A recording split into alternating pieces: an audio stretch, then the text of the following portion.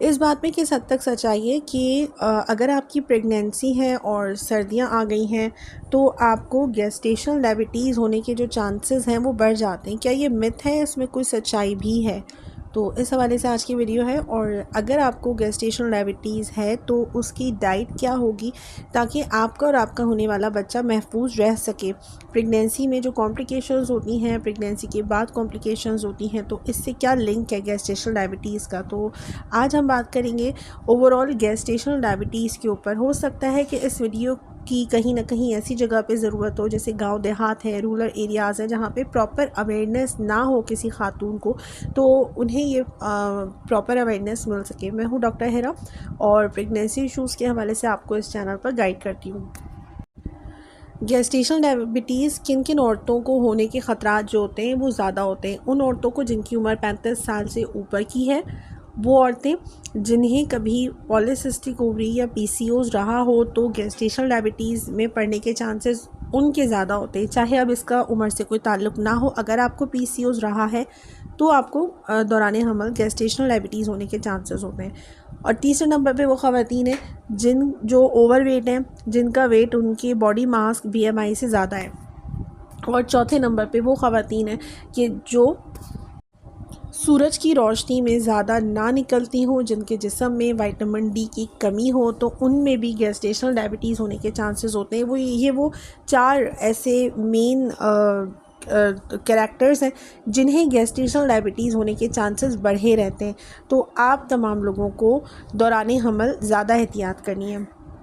अब किस तरह से डायग्नोज़ होगी उसको देखने से पहले हम पहले सिम्टम्स देखते हैं। सिम्टम्स ये हैं कि अगर आपके का हमल चल रहा है, यूजुअली ये रैंडमली डायग्नोज़ होती है। सेकेंड ट्राइमेस्टर में जो आपके हमल का चौथा, पाँचवा, छठा महीना है उसमें डायग्नोज़ होती है। आपके कुछ ब्लड टेस्ट होते हैं। अगर आपको जो सिम्टम्स हैं दौरान हमल ब्लर विजन होता हो या आपकी आंखों के आगे झमाके से आते हो रोशनी के, और खाना खाने के बाद भी आपको वीकनेस रहती है, और खाने के बाद अगर आपको ज़्यादा नींद आती है, ओवरऑल ये सिम्टम्स अगर आपको महसूस होते हैं और आपको बार बार प्यास लगती है, तो ये सिम्टम्स होते हैं कि आपको गेस्टेशनल डायबिटीज़ हो सकता है। अब आप अपनी डॉक्टर को ये बातें बताएंगी तो हो सकता है कि वो आपका एक टेस्ट करवाए। उस टेस्ट का नाम क्या है? वो है HbA1c टेस्ट या GTT टेस्ट। ये एक ब्लड टेस्ट होता है जो यूजुअली प्रेगनेंसी के 18 वीक्स के बाद करवाया जाता है। और अगर आपको ऐसे सिम्टम्स मिलते हैं जिसमें ये सारे आपको लगता है कि आपको ब्लड विजन हो रहा है या खाने के बाद बहुत थकावट हो रही है, बार बार प्यास लग रही है, बार बार यूरिन करने आपको जाना पड़ रहा है, तो आप ये टेस्ट आपकी डॉक्टर पहले भी करवा सकती है। It's all up to you कि आपकी सिम्टम्स क्या हैं। तो ये टेस्ट करवाने के बाद अगर आपको ये पॉजिटिव आता है तो आपको फिर मेडिकेशंस होंगी जो डायबिटिक मदर्स को दी जाती हैं। और एंड देन उसके बाद जो है आपका जो मोड ऑफ़ डिलीवरी है वो चेंज हो सकता है। हो सकता है कि आपकी नॉर्मल डिलीवरी हो, लेकिन क्योंकि आपका बच्चा डायबिटिक होने की वजह से आपका बच्चा वज़न में ज़्यादा हो, उसका सर बड़ा हो, हाइड्रोसेफेलस हो, तो फिर आपका जो मोड ऑफ़ डिलीवरी है वो सी सेक्शन हो सकता है।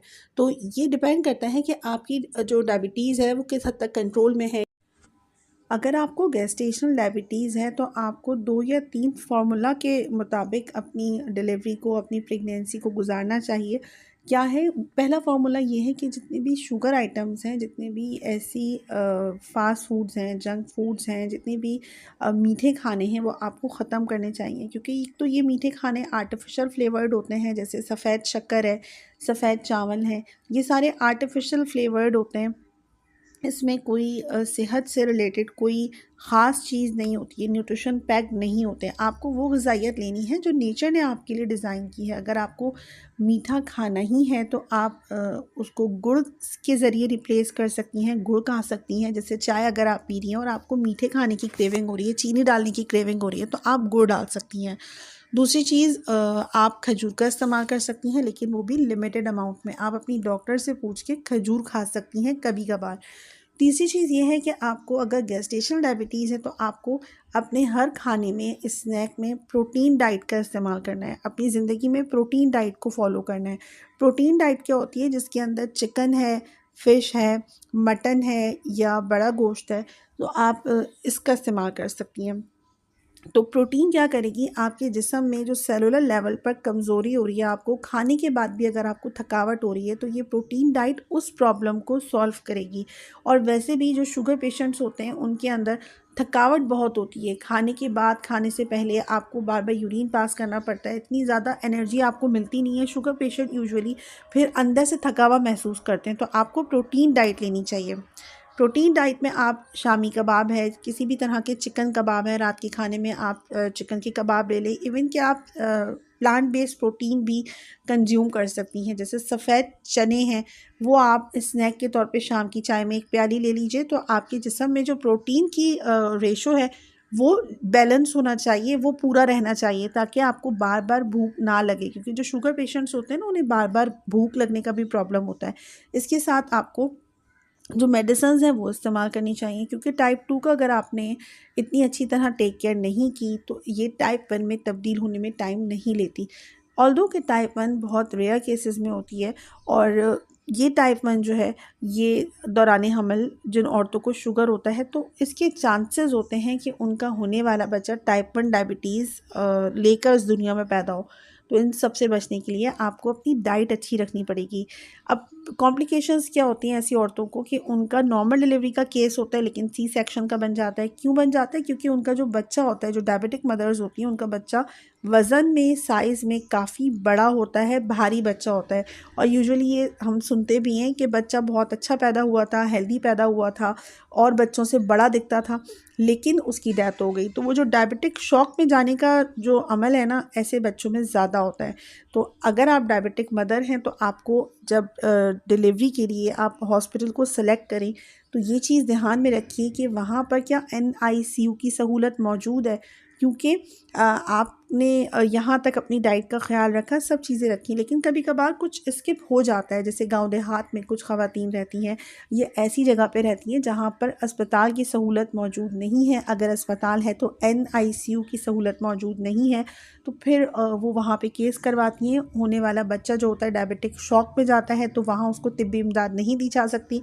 अब वो बच्चा दूसरे हॉस्पिटल शिफ्ट करने में जितना टाइम लगता है, इस दौरान भी कुछ बच्चों की अमवात हो जाती हैं। तो ज़ाहिर सी बात है कि सिर्फ जो ह्यूमन एरर है, इसकी वजह से किसी बच्चे की मौत हो जाए, तो ये चीज़ अच्छी नहीं होती। तो अगर आप एक डायबिटिक मदर हैं, आपकी प्रेगनेंसी में रिस्क फैक्टर्स थोड़े से ज़्यादा होते हैं, तो आपको कोशिश करनी चाहिए ऐसे हॉस्पिटल में नाम लिखवाएं जहाँ पे NICU की सहूलत मौजूद हो, जहाँ पैदाइश के बाद बच्चे को इब्तदाई तिब्बी इमदाद प्रॉपर तरीके से दी जा सके। स्नैक के तौर पे आप जो नट्स और सीड्स होते हैं वो ले सकती हैं, क्योंकि हेल्दी जो फैट्स होता है ये आपके जिस्म में पहुंचना ज़रूरी होता है। तो स्नैक के तौर पे आप जो पम्पकिन सीड्स हैं और सेसमी सीड्स हैं, फ्लैक्स सीड्स हैं, तो इसका इस्तेमाल आप कर सकते हैं। प्रेगनेंसी के हवाले से मज़ीद टॉपिक्स के साथ हाज़िर होती रहूँगी। अल्लाह हाफ़िज़।